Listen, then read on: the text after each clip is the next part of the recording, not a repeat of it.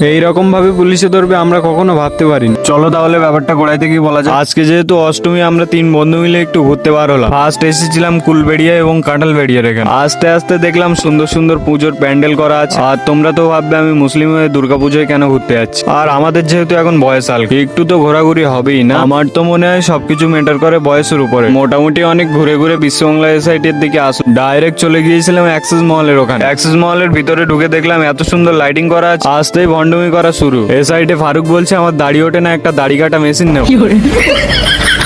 ফারুক বলছে আমার ক্রিকেট খেলা দেখা হয় না, আমার একটা এলসিডি লাগে। আসলে ব্যাপারটা কি হচ্ছে, একটাও মাল কিনবে না, শুধু প্রাইস জিজ্ঞাসা কর। তারপরে গেঞ্জি শার্টের শপে ঢুকলাম। আর আমরা তো ঘুরতে বেরোলে ভণ্ডামি শেষ নেই আমার। হঠাৎ করে ফারুকের একটা জামা পছন্দ হয়ে গেল। আর তোমাদের কি মনে হয় ও এখান থেকে জামা কিনবে? সে যাই হোক, তারপরে আস্তে আস্তে টপ ফ্লোরে উঠছিলাম। এখান থেকে এবার অ্যাক্সেস মলের ফাইনাল ভেতরের লুকটা দেখ। সবথেকে লাইটিংটাই খাতরা করে রেখেছে। আর এ সাইডে আমি পাগলের মতো ওদের পিছু পিছু ঘুরছিলাম। বাইরে বার হতেই দেখি পার্কিং লো। আর বাঙালির যেটা সকাল সন্ধ্যে স্পেশাল লাগে, হালকা করে খেয়ে বার হয়ে গেল। আর কি বলবো, 3টে চায়ের দাম 80 টাকা। অনেক লং দিয়ে ঘুরে ঘুরে যেতে হচ্ছে, যেহেতু আমাদের হেলমেট নেই। যেটার জন্য আমরা এত ঘুরে ঘুরে আসলাম, ঠিক সেটাই হয়ে গেল। নিউ টাউনে ভেতরের রাস্তায় পর্যন্ত পুলিশ ধরছে। অনেক কষ্টসৃষ্টর পরে সালামিন 20 টাকা দিয়ে ছাড়িয়ে নিল। আর তোমরা ভাবছো 20 টাকা দিল ছেড়ে কিভাবে দিল? সবকিছু ডিপেন্ড করে পুলিশের সঙ্গে কথা বলার উপর। ওরা একটা কথা বলার ট্যালেন্ট আছে। ওটা যেহেতু সালামিনের আব্বাজির ভাই, একে তো সালামিনের লাইসেন্স, আবার 3 জনা উইদাউট হেলমেট। আমাদের এটাই ভাগ্য ভালো, গাড়ির নাম্বার প্লেট মেরে চেক করি। গাড়ির হরেক রকম কাগজপত্র ফের। আর হ্যাঁ, হেলমেট পরে ঘোরাটাই বেটার, লাইসেন্স না থাকলেও ধরবে না। তো আজকে ব্লগটা এতটুকুই ছিল। সেকেন্ড পার্টটা দেখতে সাবস্ক্রাইব এন্ড ফলো করে দিও। বাই।